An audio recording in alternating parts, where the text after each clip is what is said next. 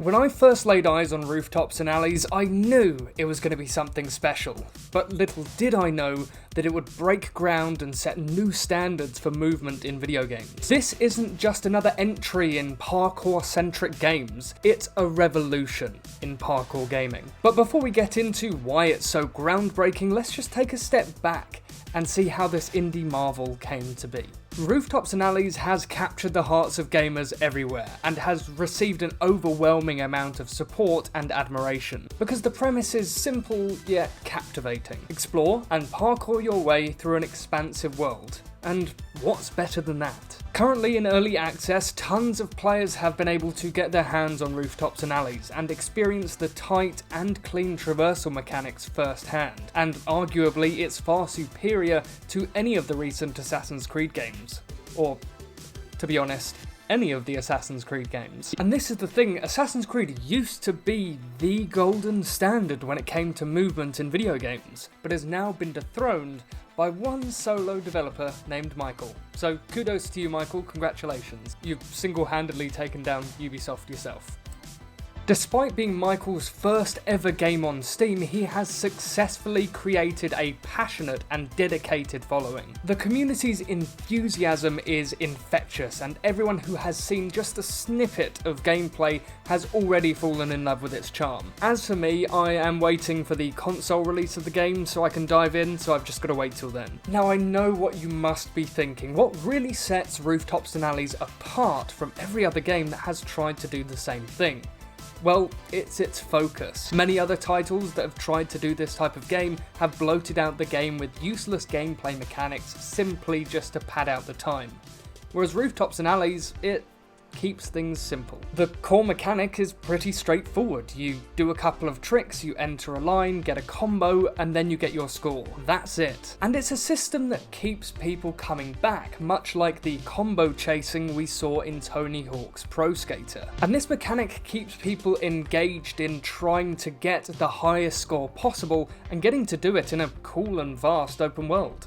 Now don't get me wrong, this isn't entirely just parkour. There are also some other modes that you can choose from, such as time trials, which are basically just there to help the player improve their skill and get from A to B as fast as they possibly can.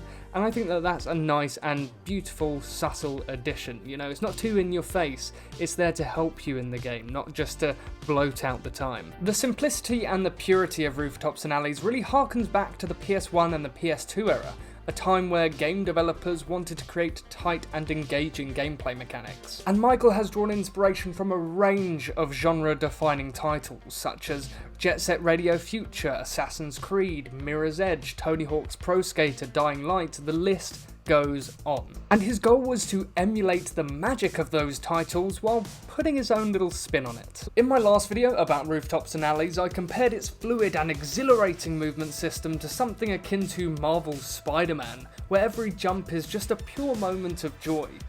But that joy is a double-edged sword.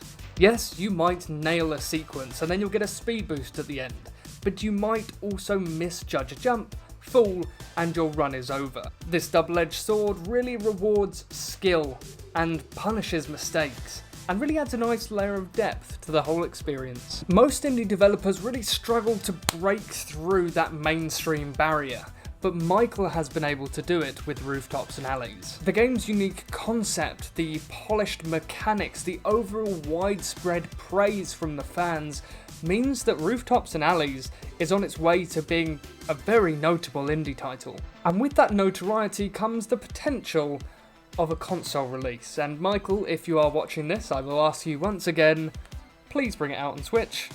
Who wouldn't want this game on the go? And this really is a point in time where I really wish that I had a PC, because at this point, this is the only game that I'd want to play on a PC, because then I'd be able to experience all of these games that I'm missing out on because I'm a console player. I am incredibly excited for the release of Rooftops and Alleys, and I'm really anticipating the release of it on consoles as well. I really do want a console port of this game. And Rooftops and Alleys really seems to be a big breath of fresh air in the gaming space, offering an exhilarating parkour experience that I think everyone should give a try, because we've been missing out. We'll put it this way, whether you're a long-term parkour game enthusiast or perhaps you just want to try something new and unique, then definitely keep your eye out for Rooftops and Alleys, because it really promises to leap, vault and sprint into your gaming library. Rooftops and Alleys in a way is rewriting the rules of gaming, both for players and developers at the same time. So definitely if you can get your hands on Rooftops and Alleys, go for it. Because it's really trying to just push the boundaries of what games can do and what they haven't done in a very, very long time. Because at the end of the day, you get to do parkour, you get to run around, you get to be a pigeon. So just go away, go have fun, go play Rooftops and Alleys.